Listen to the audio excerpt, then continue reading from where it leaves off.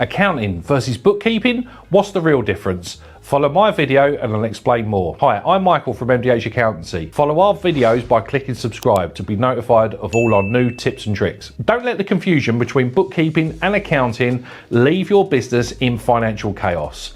Let's use this video to understand the two definitions of both roles, and yes, one person can do them both. Follow my video and let's explore this area. I think it's a bit of a myth really. Bookkeeping is normally looked down on, that it's the easiest thing to do in a business. And it may be, but it's also easy to get wrong, and it's also something that a lot of small businesses get wrong time and time and time again. But when you're looking at a bookkeeper versus an accountant, this is the definition.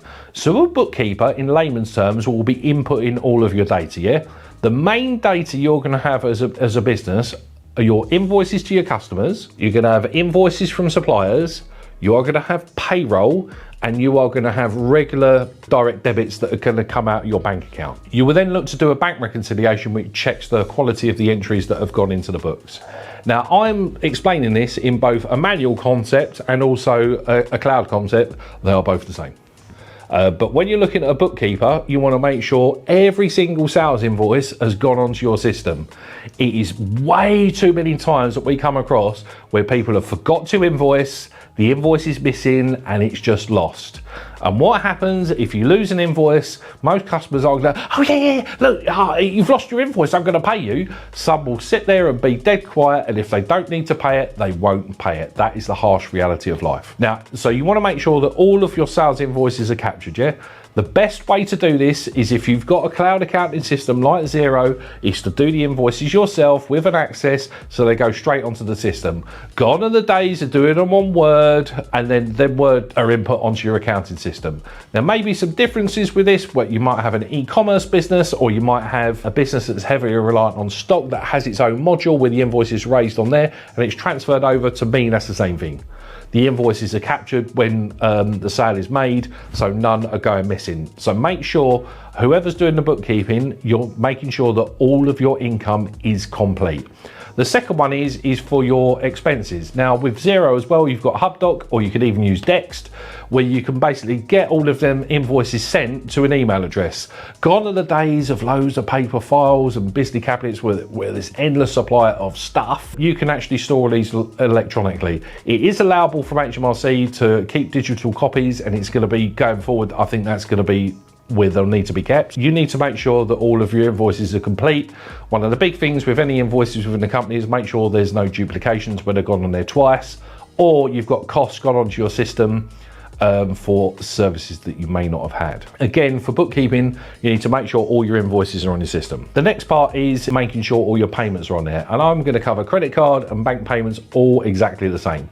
So on your bank statement, I'm going to put this in real basic layman's terms, you're going to have payments to suppliers.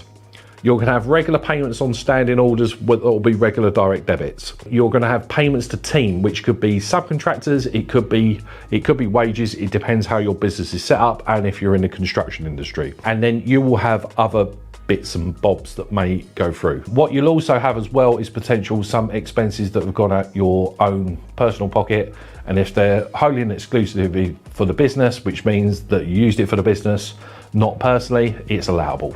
So you need to make sure that all of your payments that have gone through your personal account, your bank and your credit card are all recorded. The same goes for your bank with all your income. So your income could be interest that you received on savings accounts, because now we actually get a decent return on savings accounts, and the second one will be invoices from receipts from your customers. So you need, and also potentially need bank transfers into bank. They're going to be your main in. So you need to make sure all of your bank transactions in and out are recorded. It's then reconciled, which means it agrees to the statement. You then look at credit cards as well in the same way, just treat them as a bank account, but that's always in a big overdraft. And that, in a nutshell, is the first stage of bookkeeping. And then what you want to do, if you are doing this, is then look at what's known as control accounts make sense. Let me break this down to you. So if you look at your accounts receivable or your trade debtors, how much money do your customers owe you? Are there payments on there with no invoices? Are there old invoices on there? Do you need to chase people, etc., etc.? So what you want to do is, after you put in all these transactions, you then want to go through your balance sheet accounts and make sure that they all reconcile. Some accounts, when you say reconcile a control account, would aim to get back to zero. A classic for this would be your net wages payable, and you need to make sure that all of your balance sheet agrees. Now, what's really neat is it used to be really confusing. We used to get a payroll journal and people had to learn how to post a payroll journal. But now with software like BrightPay and Xero, these journals transfer automatically. So you should be able to reconcile your PAYE, your net wages control quite easily. And then it's just a matter of working through the rest of your balance sheet to make sure everything else is in line. And I think sometimes here, you can get it where some bookkeepers stop, and that is okay. And then the accountant takes over and reconciles the rest of the balance sheet. We've had loads of clients, especially over the years, that will get the bank up to a bank reconciliation part and we'll do the rest of it. As long as everyone's clear on what they need to do, I'm cool with that, and then we can then take it over the finishing line.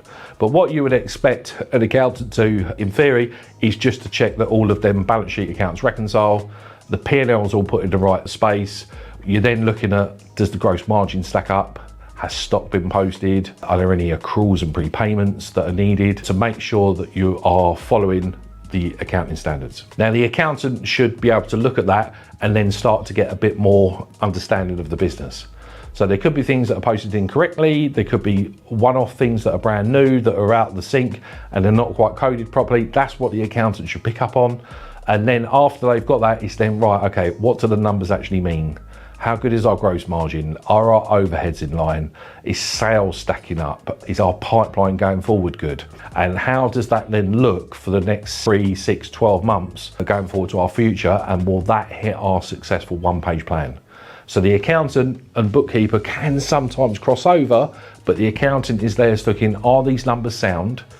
Does the balance sheet reconcile? Does the P&L look clean? And what does that then mean going forward? Now, I get that you may have internally within your business, you may have someone that's basically will take it to a bookkeeper level. That's fine.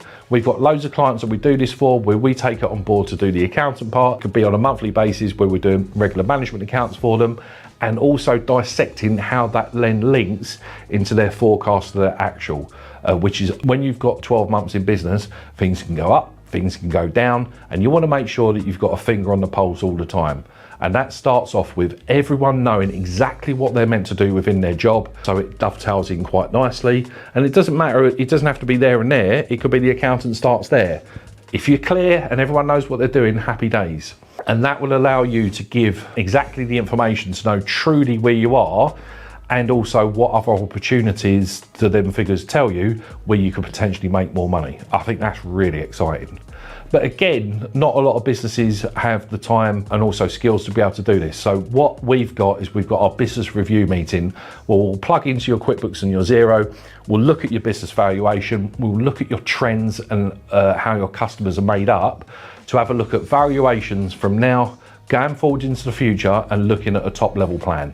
If I can help you with this, we do this as a one-off sessions. There's no commitment. It's £750 plus VAT, and I will give the benefit of 100% guarantee on that. So if you think the session is complete rubbish, I will pay you all your money back, or you can pay what you think it's worth. That's how much I believe in this product. Also, if you've got questions, because a lot of this is confusing, you're really good at doing what you're doing, but you're not trained accountants. I get that, and I don't want any of this to be patronising. So if we can slightly steer you in the right direction, book a call in with one of our team. We can take on board any questions you've got by understanding your business, and I promise there'll be no pushy sales pitch.